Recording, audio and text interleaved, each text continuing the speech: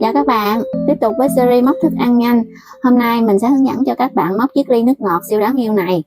Chúng ta chỉ sử dụng những mũi móc cơ bản thôi, cho nên dù bạn mới bắt đầu học móc thì cũng hoàn toàn có thể làm được. Nào, bây giờ cùng bắt tay với mình làm nhé. Thân ly Coca này mình sẽ sử dụng lên màu đỏ. Trước tiên mình sẽ tạo vòng tròn mã thuật và mình móc vào vòng tròn mã thuật này 6 mũi đơn.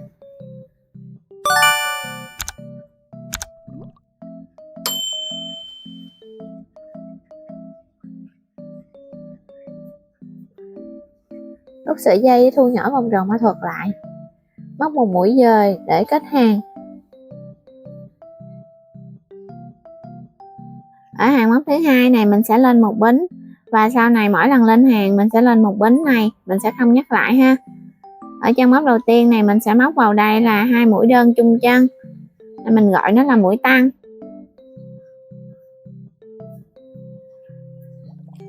Chúng ta sẽ đánh dấu lại mũi đơn đầu tiên. Qua chân móc tiếp theo mình cũng móc mũi tăng, và như vậy mình sẽ lặp lại cái cách móc là mỗi chân móc một mũi tăng, và mình sẽ móc cho đến hết hàng thứ hai thì mình sẽ có được là 12 chân mũi.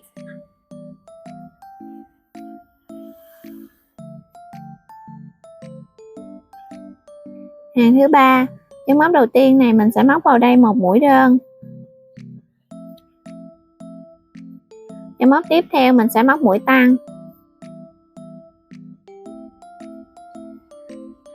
Lúc này mình sẽ lặp lại cái cụm móc là một mũi đơn, một mũi tăng, mình sẽ lặp lại cho đến hết hàng. Thì khi kết thúc hàng móc thứ ba này mình sẽ có là 18 chân mũi.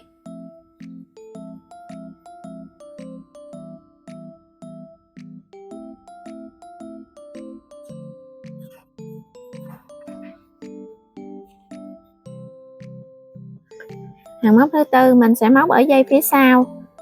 Mình đưa kim qua dây phía sau như thế này và mình móc một mũi đơn. Chân móc tiếp theo mình cũng móc một mũi đơn. Và ở hàng thứ tư này mỗi chân móc mình sẽ móc một mũi đơn. Chúng ta sẽ móc như vậy cho đến hết hàng thì chúng ta sẽ có là 18 chân mũi.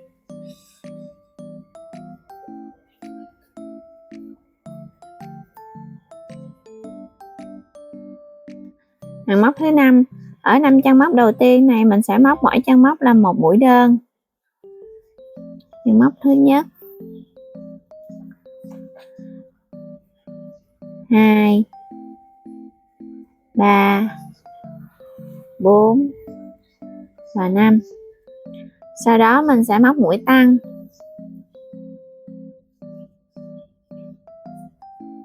Lúc này mình sẽ lặp lại cụm móc bao gồm là 5 mũi đơn và một mũi tăng.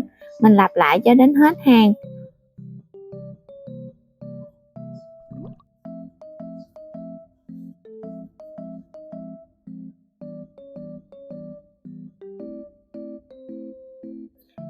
Hàng thứ 6 đến hàng thứ 8 mình sẽ móc tương tự nhau.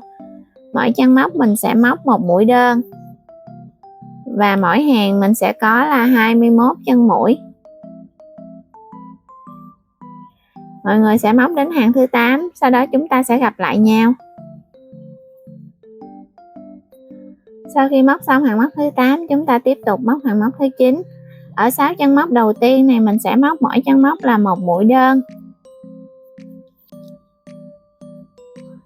Một mũi, 2, 3, 4, 5, 6.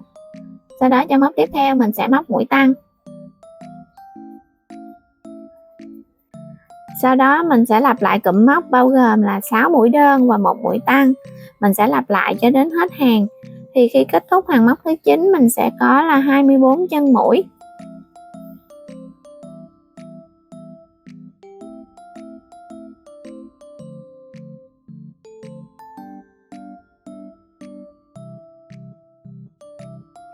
Hàng 10 và hàng 11 mỗi chân móc mình sẽ móc một mũi đơn.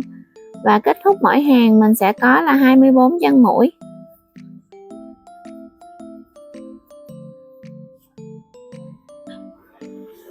Ở hàng 12 và hàng 13 mọi người sẽ tiếp tục móc tăng dần theo công thức mà mình để trên màn hình.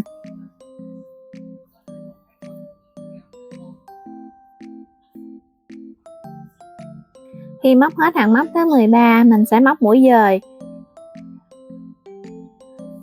Sau đó là mình cắt len và mình sẽ giấu đi cái đoạn len thừa này vào bên trong. Ở hàng móc thứ tư mình còn phải một cái phần dây phía trước này, mình sẽ nối len vào và chúng ta sẽ móc một hàng mũi dời.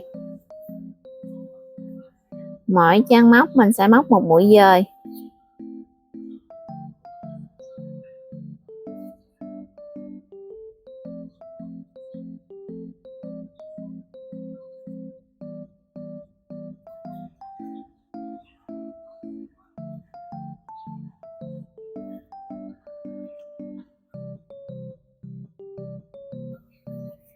Sau khi móc xong hàng móc mũi dời này, mình cũng cắt len và mình sẽ giấu cái đoạn len thừa này vào bên trong nha. Đến phần nắp ly mình sử dụng len màu trắng và mình móc giống như phần hăng ở hàng thứ nhất đến hàng thứ ba. Bây giờ chúng ta sẽ tiếp tục móc hàng thứ tư. Ở chân móc đầu tiên này mình sẽ móc một mũi đơn. Chân móc tiếp theo mình sẽ móc một mũi đơn. Chân móc tiếp theo nữa mình sẽ móc mũi tăng. Lúc này mình sẽ lặp lại cụm móc gồm 2 mũi đơn và một mũi tăng cho đến hết hàng. Thì khi kết thúc hàng móc thứ tư, mình sẽ có 24 chân mũi.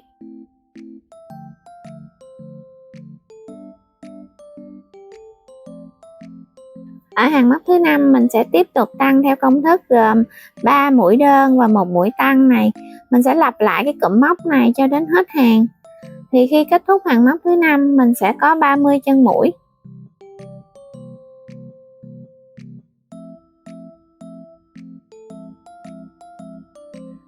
Ở hàng móc thứ 6 mình sẽ móc mỗi chân móc là một mũi đơn và mình móc 14 mũi đơn. Mũi đơn đầu tiên,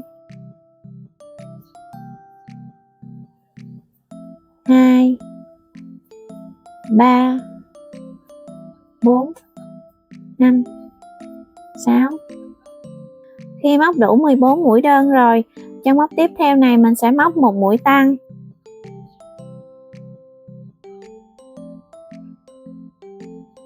Lúc này mình sẽ lặp lại cái cách móc vừa rồi, bao gồm 14 mũi đơn và một mũi tăng cho đến hết hàng. Khi kết thúc hàng móc thứ 6 này mình sẽ có 32 chân mũi.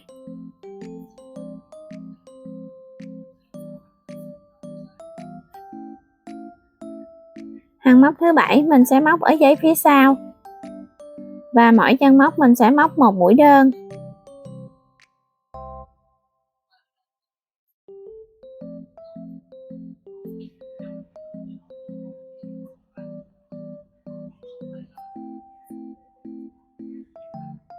Hàng móc thứ 8 mình sẽ móc mỗi chân móc là một mũi đơn và mình móc bình thường.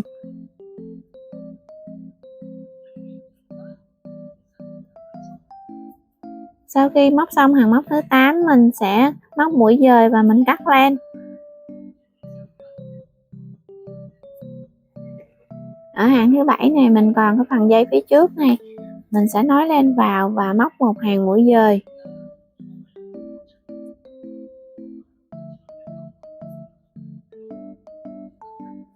Mỗi chân mình sẽ móc một mũi dời và chúng ta sẽ móc như vậy cho đến hết hàng móc này.